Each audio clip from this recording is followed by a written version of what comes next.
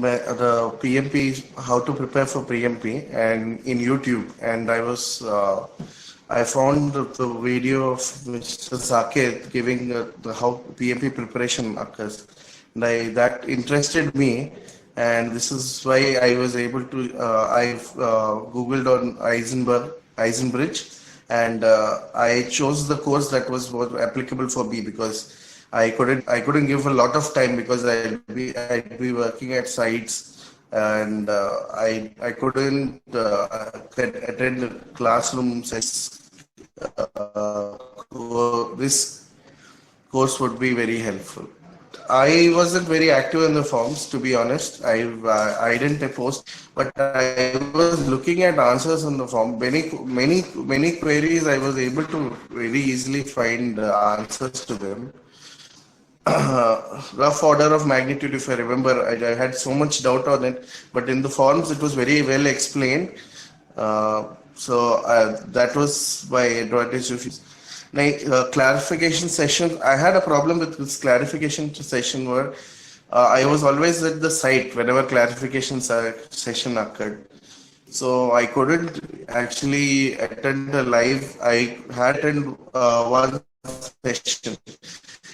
Biggest advantage I could receive was there's an ocean of some topics there that people throw about, and in this, the easily told me that these topics don't actually come in PMP. For example, how to calculate depreciation.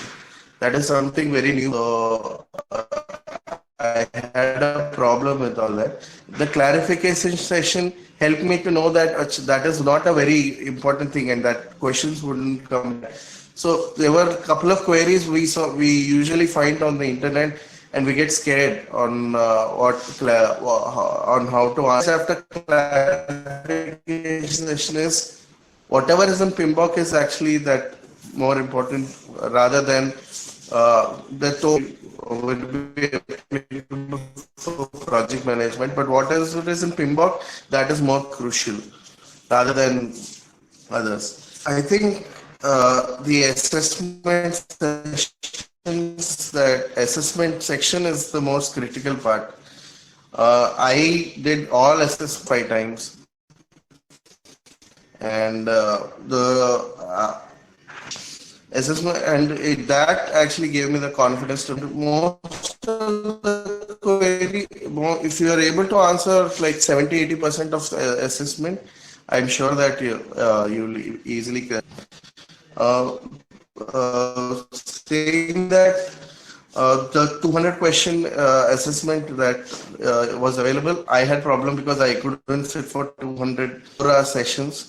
And so I broke them into 2 parts. I did 100 questions in 2 hours, then another 100 later in 2 hours. So and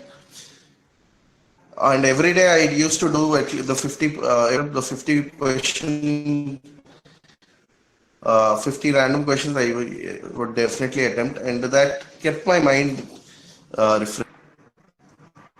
The overall experience, I think iZenBridge is pretty well planned. So they had, I think iZenBridge was very fulfilled very easily. During my application process, I realized that identification that I put wasn't up to mark, and the coordinator, Ms. Jyoti, she gave a good. Even though she was on a holiday, she called me and gave me a feedback on how the application should be filled. So I was very happy. She gave me a feedback on. She gave me a feedback on this, and so my overall experience. The best part about iZenBridge is, I think iZenBridge definitely has different plans of how to prepare for PMP. For example, there are classroom plus online sessions plus only online session only online classroom, and it treats all of them the same. I mean, so that is the best part, I think, because we receive the same material, we receive content.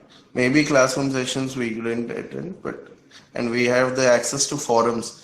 And even now, I think the forums are, if you go through many queries on the forums, I think there is a lot of confusion, which is whenever there is a confusing questions that are raised. Any step to give a PMP trackers? I think just believe in yourself first. You will be, and prepare well. Prepare. I think before the exam, you have to be clear in what you want to achieve. Like I went with